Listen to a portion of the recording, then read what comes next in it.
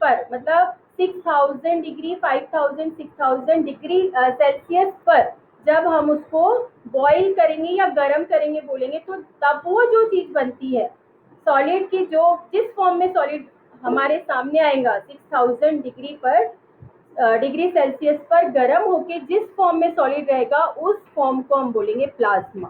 तो एक तरह से ये लिक्विड फॉर्म ही होता है। एग्जाम्पल के तौर पर जैसे वॉल्केनो में जो निकलता है लिक्विड, वो जो होता है वो उस डिग्री पर गर्म होकर के बाहर निकला हुआ रहता है, तो वो एक प्लाज्मा का फॉर्म।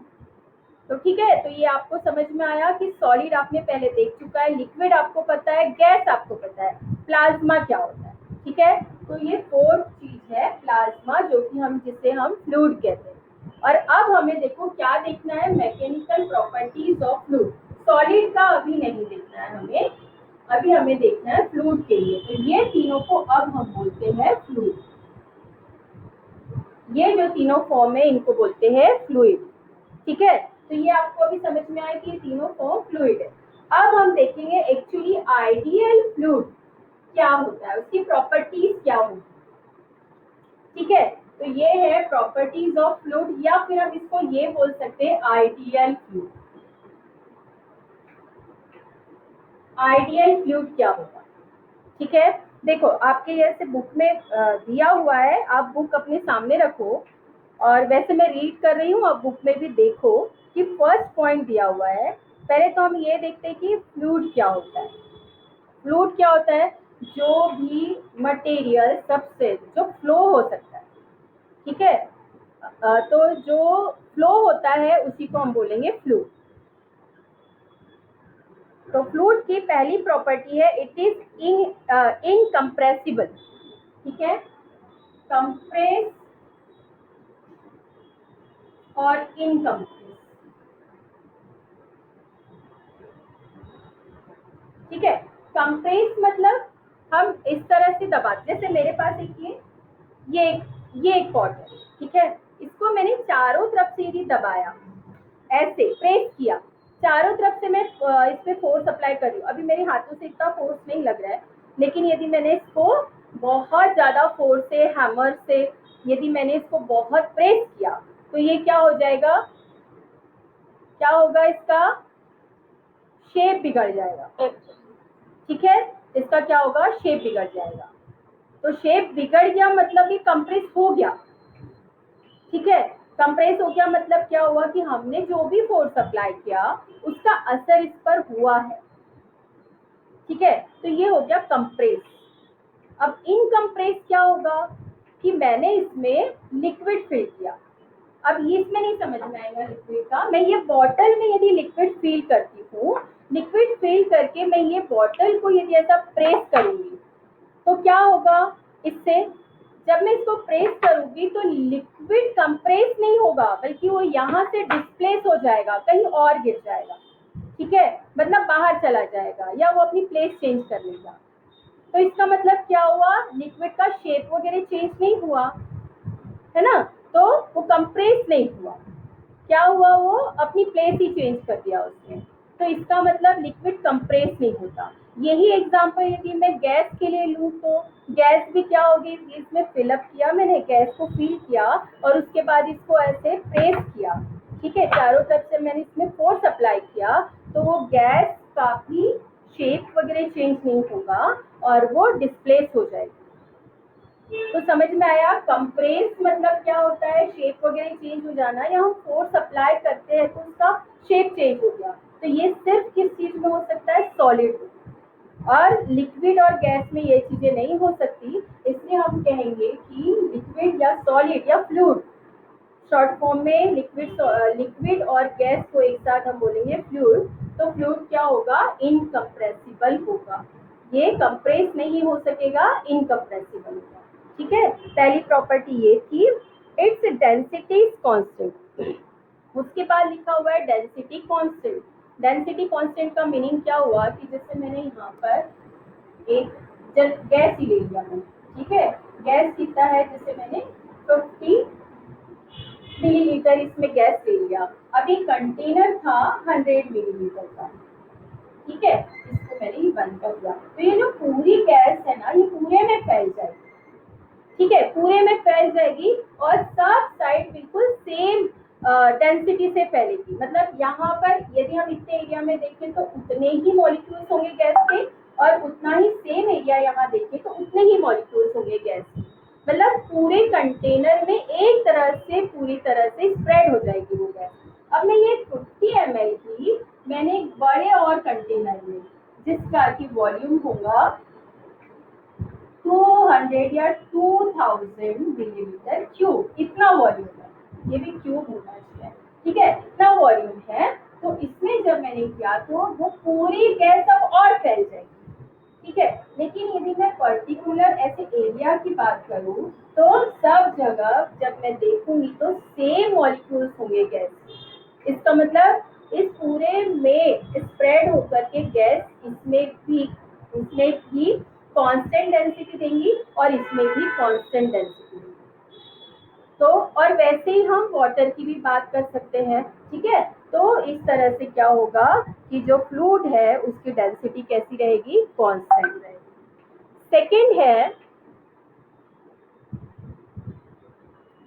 सेकेंड पॉइंट है इट्स फ्लो इज इरोटेशनल। ठीक है, हम ये आइडियल फ्लूइड की बात कर रहे हैं। ठीक है, ये हम क्या कर रहे हैं, आइडियल फ्लूइड की बात कर रहे हैं।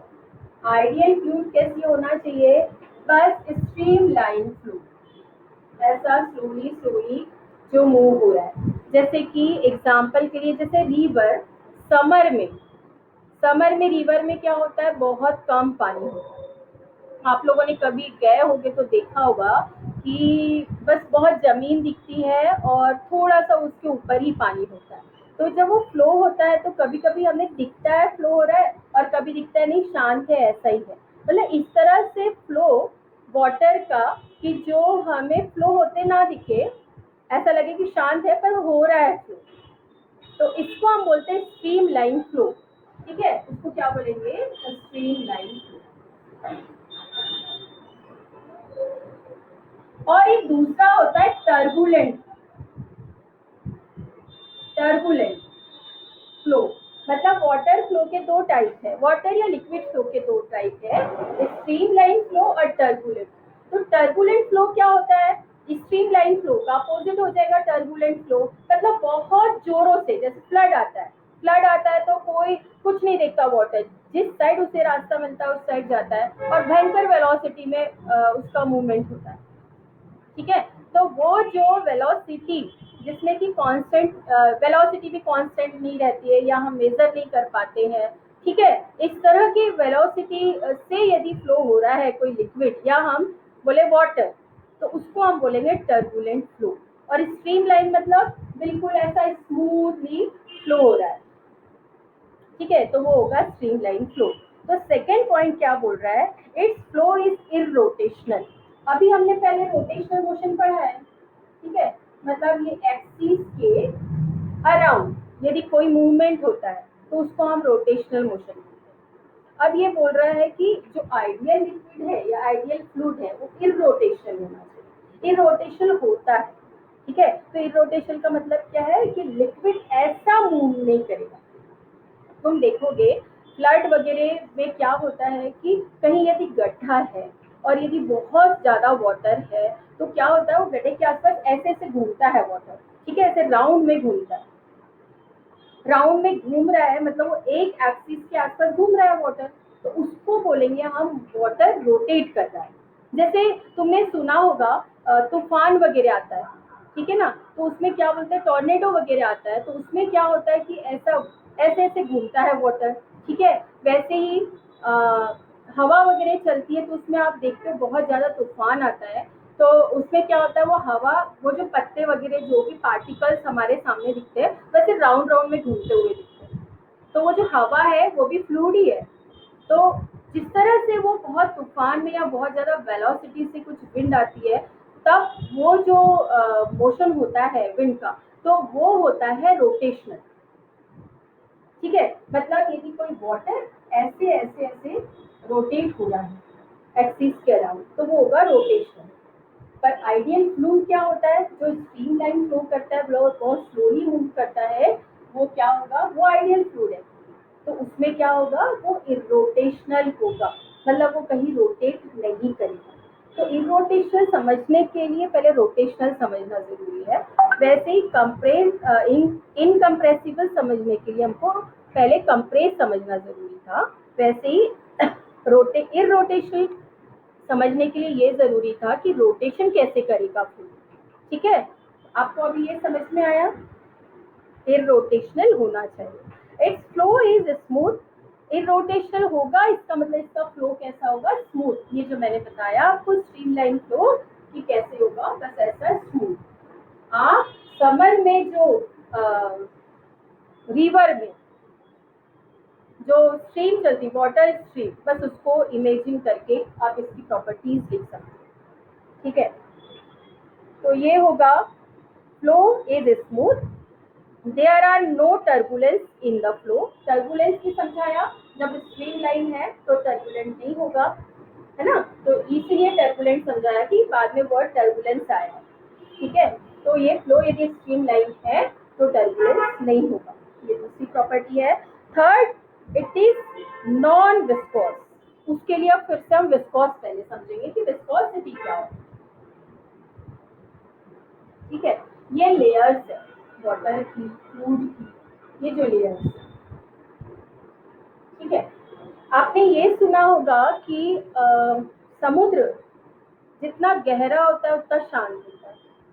ठीक है, तो इसका मतलब क्या है कि गहराई में बहुत लेवल पर यदि कोई ये फ्लूइड है या वाटर है, तो इसकी ये समझो सबसे नीचे वाली में, तो ये थोड़ी शांत रहेगी, इसकी वेलोसिटी बिल्कुल कम, इससे कम ये वेलोसिटी, इससे कम ये वेलोसिटी की, और इससे कम ये वेलोसिटी की, 1 2 3 4।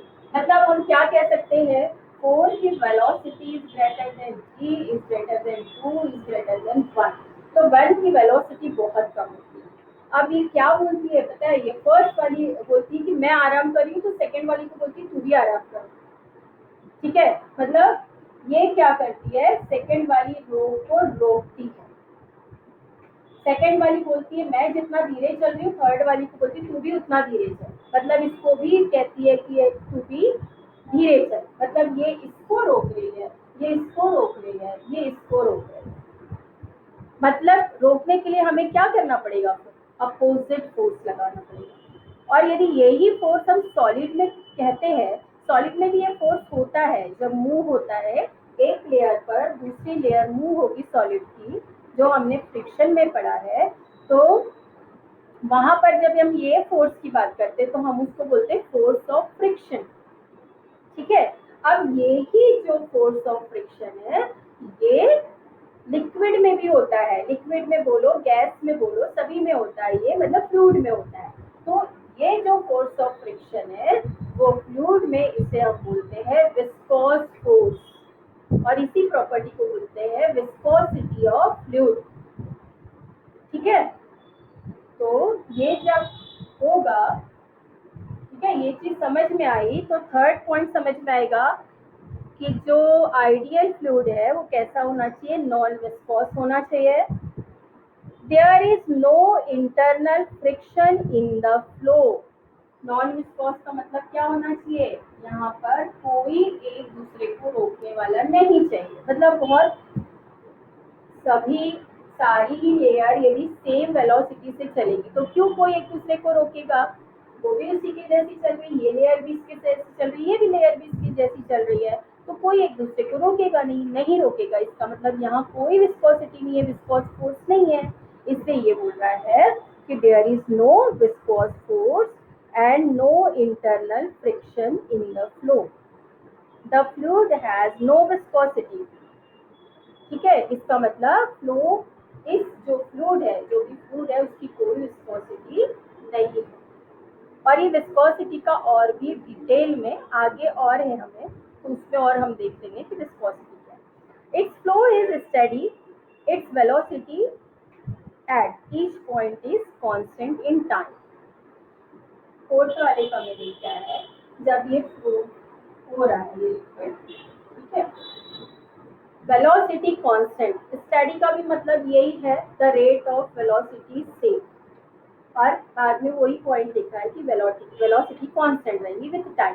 तो मतलब 5 सेकेंड बाद ये जो पार्टिकल है वो यहाँ, ठीक है, यहाँ इसकी वेलोसिटी जो भी है, उसके अगले 5 सेकेंड में देखें हम पार्टिकल यहाँ पर, तो भी उसकी वेलोसिटी उतनी ही होनी चाहिए। फिर अगले हम 5 सेकेंड में देखेंगे तो वो पार्टिकल यहाँ है उस फ्लूइड का, तो भी उसकी वेलोसिटी उतनी ही रहेगी, सेम भी। तो ये सब जगह टाइम के साथ with respect to time velocity यदि सेम है तो उसको हम बोलेंगे कांस्टेंट वेलोसिटी। तो कैसा होना चाहिए आइडियल फ्लूइड को? आइडियल फ्लूइड की एक प्रॉपर्टी फोर क्या होती है कि वेलोसिटी कांस्टेंट होती है। तो ये 4 प्रॉपर्टीज है आइडियल फ्लूइड की, और ये प्रॉपर्टीज से समझ में आ गया होगा कि आपको फ्लूइड क्या होता है, ठीक है। व्हाट इज फ्लूइड बोला, प्रॉपर्टी ऑफ फ्लूइड भी पूछा, सभी यदि इस टाइप से कोई भी क्वेश्चन पूछा तो आपको यही जो चारों प्रॉपर्टीज है आपको इसको डिस्कस करके उन्हें बताना है, ठीक है। आंसर में यही डिस्कशन लिखना होगा। अब चलो आगे चलते हैं। आगे यही बताया है, शियर स्ट्रेस थोड़ा सा समझाया है। वैसे देखो शियर स्ट्रेस हमने 11th में पढ़ा है, 11th में हमने इलास्टिसिटी पढ़ी थी, वो सॉलिड की प्रॉपर्टीज हमने पढ़ी थी इलास्टिसिटी, ठीक है। तो उसमें हमने शियरिंग स्ट्रेस, शियरिंग स्ट्रेन पढ़ा था ना, उसी में हमने शियर स्ट्रेस पढ़ा, ठीक है। तो ये शियर स्ट्रेस में हमने क्या देखा था, जैसे ये सॉलिड है, इसके मैंने ऊपर की लेयर को मैंने फोर्स अप्लाई किया ऊपर की लेयर पे, तो ये लेयर थोड़ी हटती यहाँ चली गई, ठीक है, ये लेयर यहाँ पे चली गई। तो ये जो लेयर में यहाँ से चेंजेस आया ये थीटा, इतना जो चेंजेस आया इसको हमने बोला था शियर स्ट्रेस,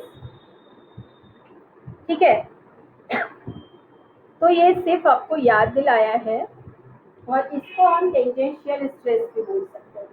टेंजेंशियल मतलब टेंजेंट पर, टेंजेंट पर मतलब सिर्फ ऊपर की लेयर पर यदि हमने फोर्स अप्लाई किया तो वो जो स्ट्रेस आएगा वो होगा टेंजेंशियल स्ट्रेस, ठीक है। इसके बाद एक कंप्रेसिव समझाया है, जैसे मैंने आपको एग्जांपल दिया था, एक कंटेनर लेकर के, कंटेनर में चारों तरफ से मैंने पूरे ऑल राउंड मैंने उसको फोर्स अप्लाई किया तो उसका शेप चेंज होगा, तो कंप्रेस हुआ, ठीक है। और कंप्रेस के अपोजिट यदि मैंने उसको अंदर से बाहर के साइड फोर्स अप्लाई किया तो उसको हम बोलेंगे टेंसाइल, ठीक है। बस एक ये चीज थोड़ा सा समझ लो,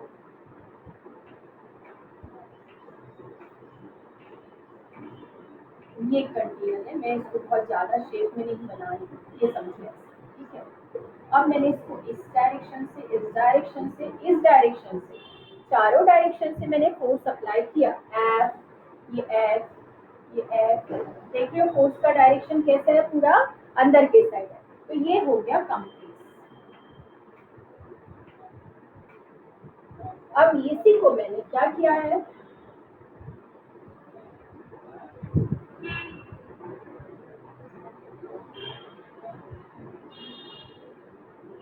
इसको अब मैंने यही फोर्स आउटवर्ड डायरेक्शन में यदि लगाया तो इसको बोलेंगे हम टेंसाइल, ठीक है। ये आउटवर्ड डायरेक्शन में फोर्स अप्लाई कर रहे हैं, ये इनवर्ड डायरेक्शन में, तो कंप्रेस। आपको ये चीज इतनी समझनी है, ठीक है।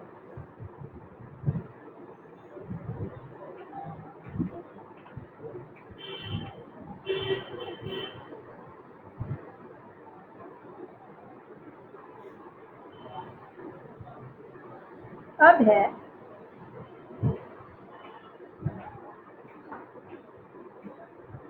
हाँ, एक ये दिया हुआ है आपके डायग्राम में, force acting on A small surface DA with in a fluid at rest, ठीक है। जब रेस्ट में होगा फ्लूइड, जैसे ये सरफेस ले लेते हैं फ्लूइड का हम, क्योंकि फ्लूइड जो कंटेनर में रहता है वो कंटेनर का शेप ले लेता है, हमें ऊपर का सरफेस दिखता है, ठीक है, ये ऊपर का सरफेस है, ठीक।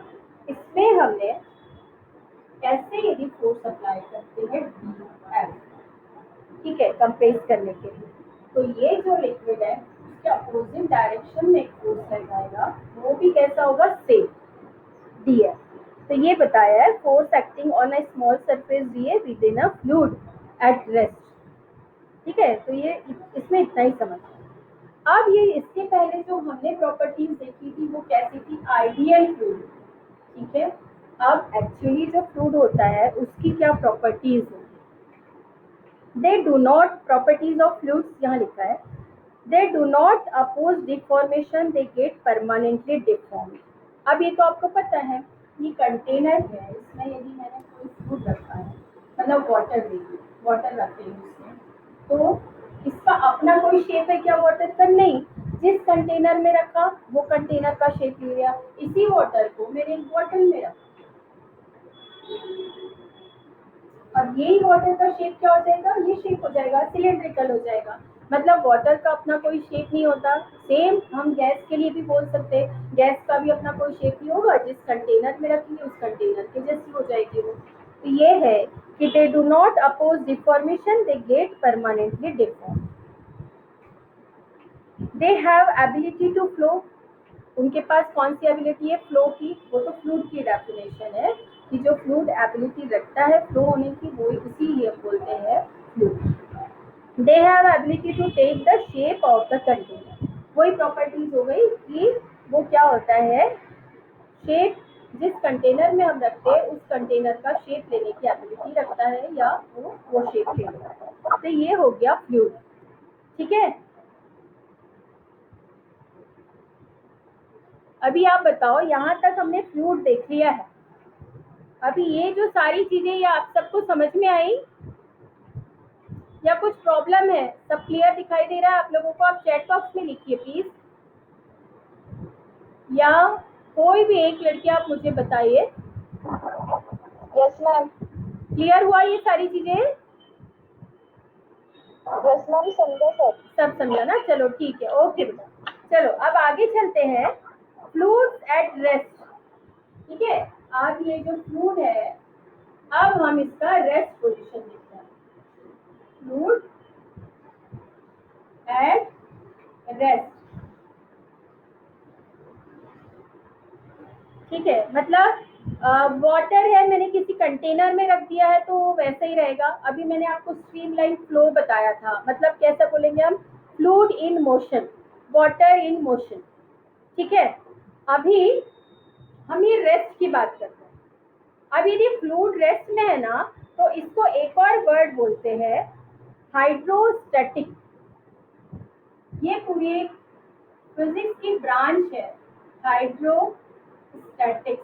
स्टैटिक्स का मीनिंग मैंने आपको पहले भी बताया है इलेक्ट्रोस्टैटिक्स में। इलेक्ट्रोस्टैटिक्स में मैंने बताया था इलेक्ट्रो यानी इलेक्ट्रॉन मतलब चार्ज। ठीक है, स्टैटिक्स मतलब रेस्ट पोजीशन, स्टेबिलिटी। ठीक है, तो जब चार्ज यदि रेस्ट पोजीशन में होता है तो हम इसको इलेक्ट्रोस्टैटिक कहते हैं। अब यहाँ हाइड्रो जुड़ गया, हाइड्रो मतलब वाटर, एक तरह से वाटर ही लेते हैं क्योंकि हाइड्रो यानी वाटर होता है। तो यदि वो स्टैटिक पोजीशन में है तो उस फिजिक्स की उस ब्रांच को हम बोलेंगे हाइड्रोस्टैटिक्स। तो फ्लूइड एट रेस्ट ना बोल के हम हाइड्रोस्टैटिक्स बोल सकते हैं। ठीक है, तो ये अब है।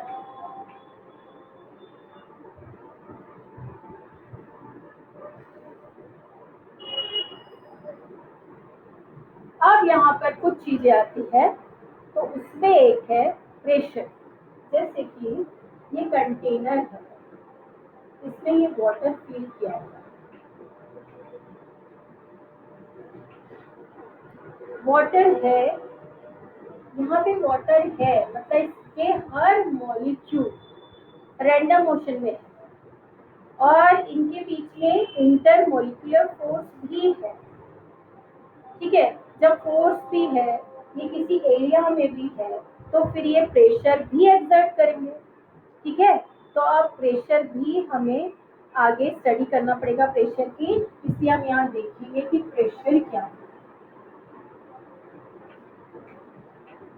ठीक है, अब प्रेशर को बताते समय अब हम ये भी बोल सकते हैं कि pressure exerted by water in unit area, क्योंकि P इज इक्वल टू क्या होता है, F अपॉन A। यहाँ हम फ्लूइड की बात कर रहे हैं, ठीक है, फ्लूइड की बात कर रहे हैं। और ये कैसा है, ये पूरा कंटेनर है। प्रेशर इज इक्वल टू क्या होता है, F/A। इसको हम कैसे रीड कर सकते हैं, force per unit area. Per unit area मतलब एरिया को हमने यदि 1 पुट कर दिया तो उसको यूनिट लिखते हैं हम, तो P is equal to F हो जाएगा। तब हम क्या बोल सकते हैं, फोर्स पर यूनिट एरिया, ठीक है। तो अब यहाँ पर लिक्विड है तो थोड़ा सा इसकी हम लैंग्वेज चेंज कर सकते हैं। पहले हम बोलते थे force per unit area is pressure, अब हम क्या बोलेंगे, फोर्स एक्सर्टेड बाय फ्लूइड या water in per unit area is called pressure of fluid या pressure of water, ये कैसा, ठीक है। तो फॉर्मूला वही है, P is equal to F/A, सिर्फ थोड़ा सा हमने वर्ड चेंज कर दिया। पहले भी हमने प्रेशर की डेफिनेशन लिखी, फोर्स पर यूनिट एरिया। अब यहाँ वाटर की बात कर रहे हैं तो सिर्फ हम इतना बोलेंगे, force exerted by water in unit area is called pressure of water या फ्लूइड कॉलम या वाटर कॉलम, ये भी कह सकते हैं, ठीक है। इसको हम वाटर कॉलम बोल सकते हैं क्योंकि एक कॉलम की तरह एक कंटेनर में पुट किया। हाँ, हम देख रहे थे प्रेशर, प्रेशर की अब यहाँ यूनिट देख लेते हैं, तो ये क्या हो जाएगी, न्यूटन एरिया की मीटर स्क्वायर। अब ये जो SI यूनिट है हम इसे पास्कल भी कहते हैं, ठीक है। अब इसकी और भी छोटी यूनिट जो है वो इस तरह से है, 1 बार। 1 बार इज इक्वल टू हो जाएगा 10⁵ पास्कल, ठीक है। और सेकंड है 1 हेक्टापास्कल। ये आपको नोट करना है, हाँ, जब नोट्स आप बनाते हो तो आपको ये नोट करना है। इससे हम कह सकते हैं, ये PA लिखते हैं, पास्कल को इसको लिखेंगे small HPA hectopascal is equal to 100 pascal, ठीक है। 1 pascal is equal to 1 newton per metre square. 1 bar is equal to 10⁵ pascal और 1 hectopascal HPA is equal to 100 pascal, ठीक है। ये ध्यान रखना है क्योंकि जब प्रॉब्लम्स आते हैं तो वो इस फॉर्म में भी आ सकता है, मतलब प्रेशर, और इस फॉर्म में भी आ सकता है, तो आपको रिकॉग्नाइज करना है कि ये प्रेशर है, ठीक है।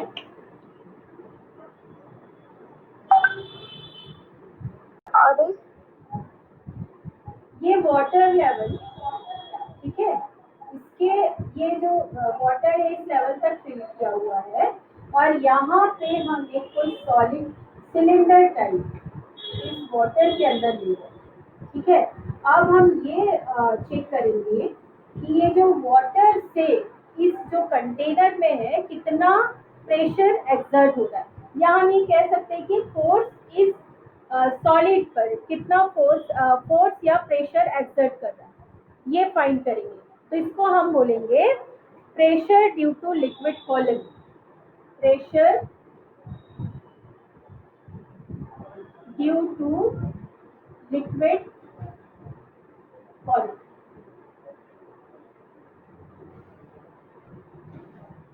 ये जो लिक्विड है इस कॉलम के कारण प्रेशर कितना एक्सर्ट हो रहा है, अभी कैसे एक्सर्ट हो रहा है, कितना हो रहा है, ये कहाँ हम निकालते थे, इसलिए हमने क्या किया, एक सॉलिड इसके अंदर डाल दिया, ठीक है।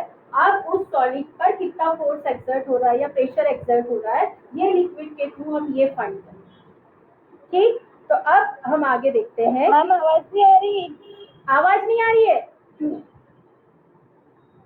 सब लोगों को?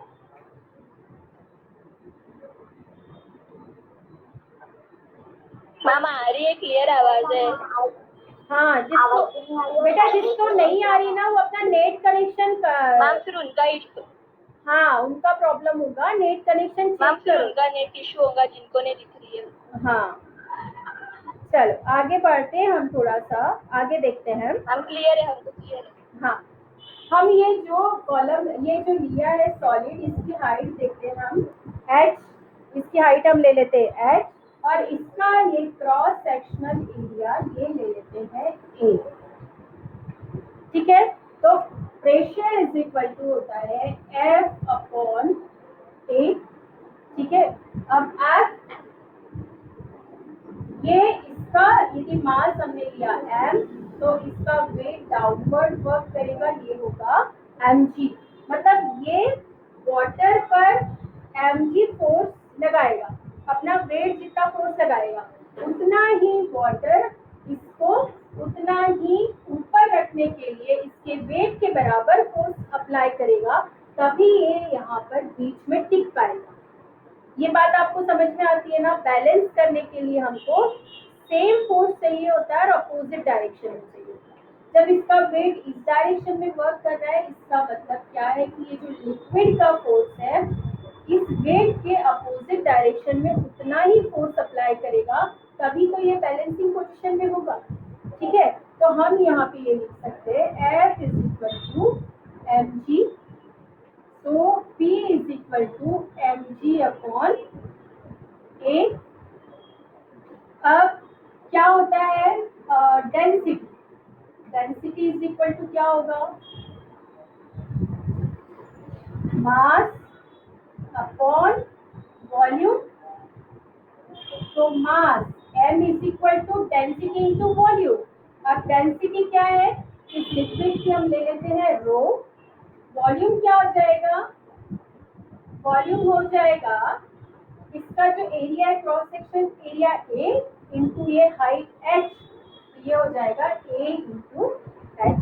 ये m यहाँ है, ये पूरा m यहाँ उठाकर रख दो, तो P इज इक्वल टू क्या हो जाएगा, रो A h g upon A से A कैंसिल हो जाएगा, तो P इज इक्वल टू क्या हो जाएगा, रो h g। ये फॉर्मूला हमें मिल गया लिक्विड कॉलम में क्या, pressure, pressure due to liquid column. ये लिक्विड के कारण इस पर जो प्रेशर एक्सर्ट हो रहा है वो हो जाएगा रो एच जी। अब इसको थोड़ा सा एनालिसिस करते हैं कि ये जो हमें फॉर्मूला मिला है T is equal to rho h g, इसमें रो क्या है, इस लिक्विड की डेंसिटी है। रो मतलब प्रेशर किस पर डिपेंड कर रहा है, इसकी डेंसिटी पर। डेंसिटी मतलब कौन सा लिक्विड कितना गाढ़ा है, मतलब बहुत थिक है, और कौन सा थीन है मतलब पतला है। ठीक है, तो उसके अकॉर्डिंग डेंसिटी होगी, तो उस पर प्रेशर डिपेंड करेगा। दूसरा हाइट, मतलब ये जो लिक्विड है इसकी हाइट कितनी है, इस पर प्रेशर डिपेंड करेगा। और दूसरा है जी, तो जी तो कांस्टेंट होता है ऑलमोस्ट, अर्थ के सरफेस पर हम कांस्टेंट लेते हैं 9.8, इसलिए ये तो कांस्टेंट है। तो प्रेशर किस पर डिपेंड कर रहा है, रो और एच पर। बट एक बार ध्यान दे रहे हो, ये मास पर डिपेंड नहीं करता है और ना वाटर के मास पर डिपेंड कर रहा है कि कितना वाटर है, ये डिपेंड नहीं कर रहा है। वाटर कितना भी हो, फोर्स कैसा रहेगा, सेम ही रहेगा। तो किस पर डिपेंड नहीं कर रहा है, मास ऑफ लिक्विड पर डिपेंड नहीं करना, ये कर रहा है, ये एक इम्पोर्टेंट पॉइंट है। ठीक है, तो ये हो गया P is equal to rho h g. ठीक है, ये एक आपका डेरिवेशन है, इसको ध्यान रखना है। अब इसके बाद एक एग्जाम्पल है, पहले हम ये देख लेते हैं एटमॉस्फेरिक प्रेशर। पहले हम थोड़े से सारे जो थ्योरी का पार्ट है ये देख लेते हैं। थ्योरी के पार्ट देखने के बाद में वैसे एग्जाम्पल जो दिया हुआ है तो वो आप भी समझ सकते हो, इसमें से जरूरत पड़ेगी तो मैं ये समझाऊंगी, लेकिन पहले थ्योरी पार्ट देख लेते हैं। ठीक है,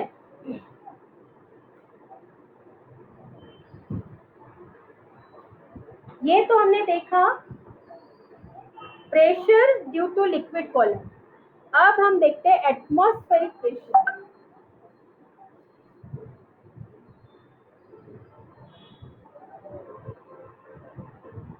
ब्लर आ रहा है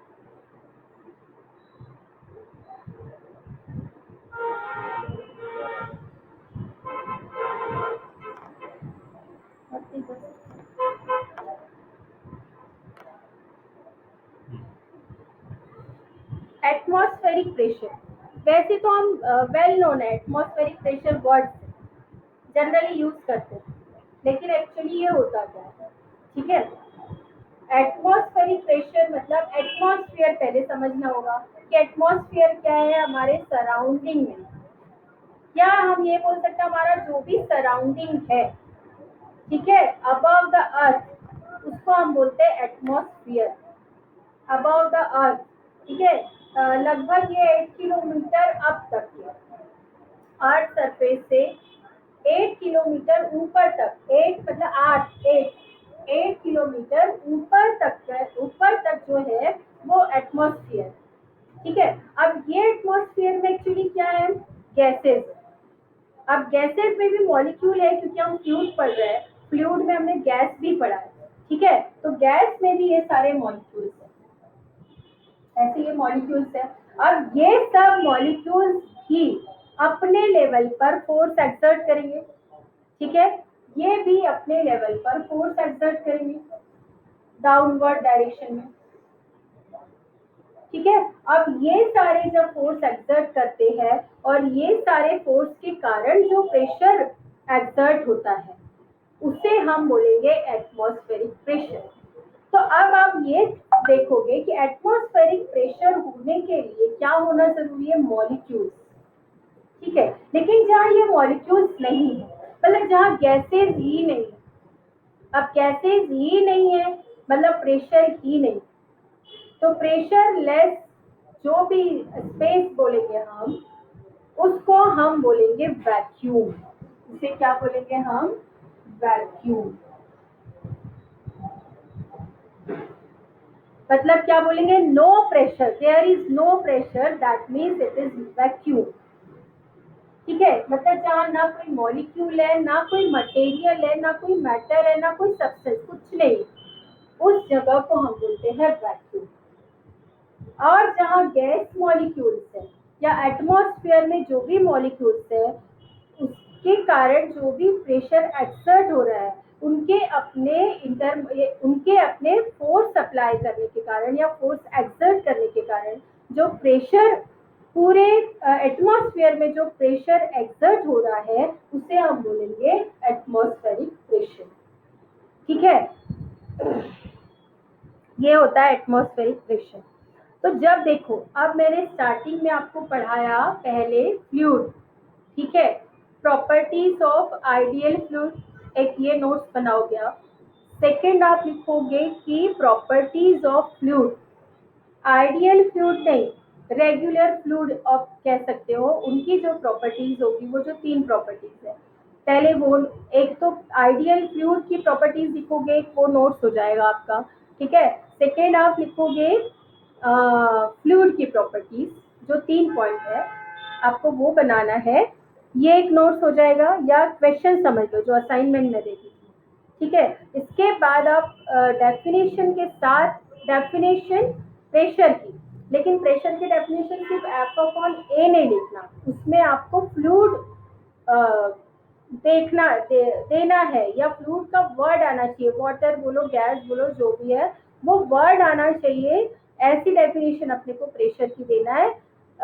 मैथमेटिकल एक्सप्रेशन वो ही रहेगा, P is equal to F/A, P is equal to F/A, ये ही रहेगा, लेकिन इसका जो वर्ड है जब डिफाइन करोगे तो उसको वाटर फॉर्म में या फ्लूइड फॉर्म में बताओगे, ठीक है। तो ये हो जाएगा प्रेशर, एक ये क्वेश्चन आपको बनाना है। अब उसके बाद रहेगा pressure due to liquid column, ठीक है। फिर आपको ये फाइंड करना है कि लिक्विड कॉलम के कारण जो प्रेशर होता है वो होता है H/ρg। तो ये आपको एक्सप्रेशन के लिए एक क्वेश्चन करना है, तो ये एक एक्सप्रेशन हो जाएगा, ठीक है। उसके बाद आपको लिखना है एटमॉस्फेरिक प्रेशर, ठीक है। तो एटमॉस्फेरिक प्रेशर भी पॉइंट के फॉर्म में लिखना, ठीक है। तो इसके जो पॉइंट है वो पॉइंट कैसे लिखोगे आप, तो देखो मैं कुछ पॉइंट्स हैं जो मैंने भी नोट्स बनाए हैं, तो वो मैं रीड कर रही हूँ, थोड़ा ध्यान से सुनो। तो पहला पॉइंट क्या आ जाएगा, earth atmosphere is made up of a fluid like air, it exert a downward force due to its weight, the pressure due to this force is called atmospheric pressure. मतलब एटमॉस्फेरिक प्रेशर की पहले आपको definition देना, सब कुछ आपके book में है, बस उसको थोड़ा सा देखना और पॉइंट वाइज आपको लिखना है, ठीक है। सेकेंड पॉइंट आ जाएगा, the atmospheric pressure is highest at the surface of the earth. Earth की सरफेस पर और सरफेस के थोड़ा सा ऊपर तक के आपके गैसेस है। आप देखोगे जैसे जैसे हम ऊपर जाते हैं गैस का लेवल कम होते जाता है, ठीक है। तो जस्ट अर्थ सरफेस के ऊपर बहुत ज्यादा प्रेशर होगा और हम जैसे जैसे ऊपर जाएंगे गैसेस कम होंगी, मतलब मॉलिक्यूल कम होंगे, तो फोर्स कम होगा, इसलिए प्रेशर कम होते जाएगा। इसलिए तुम देखोगे ऊपर के लेवल पे जाते हैं हम तो ऑक्सीजन लेवल कम हो जाता है, ऐसा बोलते हैं, ठीक है। हिल स्टेशन वगैरह में जाते हैं तो ऑक्सीजन का लेवल कम हो जाता है, मतलब गैसेस कम हो जाती है, इसलिए प्रेशर भी कम हो जाता है, ठीक है। तो ऊपर जाते जाते प्रेशर कम हो जाएगा, इसलिए ये पॉइंट लिखेंगे, the atmospheric pressure is highest at the surface of the earth, that is at the sea level, is called the normal atmospheric pressure. मतलब सी लेवल पर जो प्रेशर होता है उसी को हम नॉर्मल एटमॉस्फेरिक प्रेशर बोलते हैं और उसी से मेजर करते हैं एटमॉस्फेरिक प्रेशर। एक वो यूनिट कंसिडर किया है एटमॉस्फेरिक प्रेशर की, किस पर, सी लेवल पर जो प्रेशर रहता है वो। As we go above the surface, as the height of the column of air decreases, मतलब जैसे जैसे ऊपर जाते जाएंगे हम एटमॉस्फेयर से और ऊपर जाते जाएंगे तो प्रेशर कैसा होते जाएगा, कम, और मतलब गैस का लेवल कम होते जाएगा, इसलिए एटमॉस्फेरिक प्रेशर भी कम होते जाएगा। फोर्थ पॉइंट आएगा, the region where gas pressure is less than the atmospheric pressure. ये बोला है कि ऐसा रीजन जहाँ एटमॉस्फेरिक प्रेशर से जो अपन मेजरमेंट करते हैं ना सी लेवल पर एटमॉस्फेरिक प्रेशर, उससे यदि बहुत कम प्रेशर हो तो उसको हम बोलते हैं वैक्यूम। पर एक्चुअली वैक्यूम ऐसी जगह होगी जहाँ की प्रेशर हो ही नहीं, मतलब जहाँ बिल्कुल मॉलिक्यूल ना हो, जहाँ बिल्कुल गैसेस ना हो। अब जहाँ बिल्कुल गैसेस ही नहीं होंगे, मॉलिक्यूल्स ही नहीं होंगे, तो वहाँ कम प्रेशर कैसे होगा, प्रेशर ही नहीं होगा, है ना। तो ऐसी प्लेस को हम बोलेंगे वैक्यूम। तो आपको इसमें वैक्यूम ही लिखना है इस पॉइंट में। इस तरह से ये 4 या 5 पॉइंट है। Beyond a height of 8 kilometre is called atmospheric pressure, मतलब सी लेवल से 8 किलोमीटर तक हम उसको बोलते हैं एटमॉस्फेयर, ठीक है, और वहीं तक हमको एटमॉस्फेरिक प्रेशर मिलता है।